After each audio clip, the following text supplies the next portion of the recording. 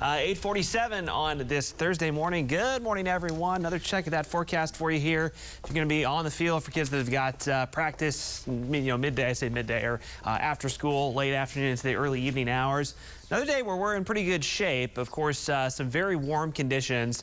Little breezier, but I mean, winds won't be out of control at all. And of course, fields still dry. We certainly need the rain, but no rain impacts there. Of course, just make sure you're staying hydrated. The coaches that are in charge of that are always very, very well aware of that sort of deal. But I like to bring that up even when temperatures are pretty reasonable, because even just upper 80s, very warm conditions can get to if you're not paying attention to that out in the late day hours. It is a beautiful morning as we look from Gathering Place. Some clouds filtering in. Little more cloud cover than the past few days, and you'll notice that through about the middle of the day. Temperatures mostly into the 60s and climbing pretty quickly now. Here's the hour-by-hour temperature forecast. I mean, we've been on this ride basically all week, so there's no surprises here. 70s at 10 o'clock, about 80 or so at the lunchtime hour, low 80s in spots. Again, a little more cloud cover and then a bit more sun late in the day. Generally spending the afternoon in the upper 80s. We'll briefly peak up to about 90 in the Tulsa metro, even with some clouds hanging in today. Might be a sprinkle or two to our north and west later this afternoon. Nothing significant, unfortunately.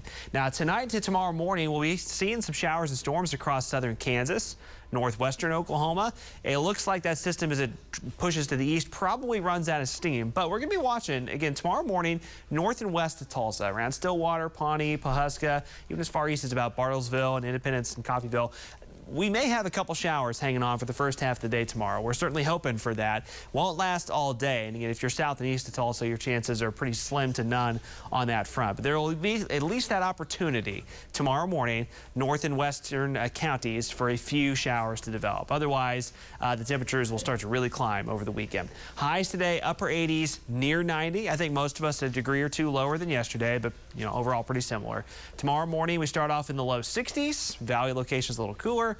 Starting to bump those temperatures up more tomorrow, upper 80s and low 90s Friday afternoon. It gets hotter over the weekend. So like we mentioned, despite the heat building, a ton of great festivals to go to. The Quita Fall Festival will be in the 80s this evening and tomorrow evening, a little hotter Saturday. Scott Fest coming up this weekend in Broken Arrow, of course, by Saturday and Sunday.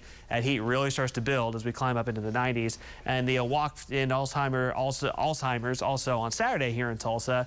It's going to be a warm and breezy morning, mid to late morning on Saturday. And of course, like I said, lots of events ongoing that folks are going to enjoy despite summertime taking hold again. 7-day forecast, you can see we're back into the low 90s Friday, mid 90s Saturday and Sunday. Winds increasing, morning temperatures coming up as well, and it gets hotter from there, folks. It continues to peak out early next week. Upper 90s for highs, nearing record highs Monday, Tuesday, and Wednesday.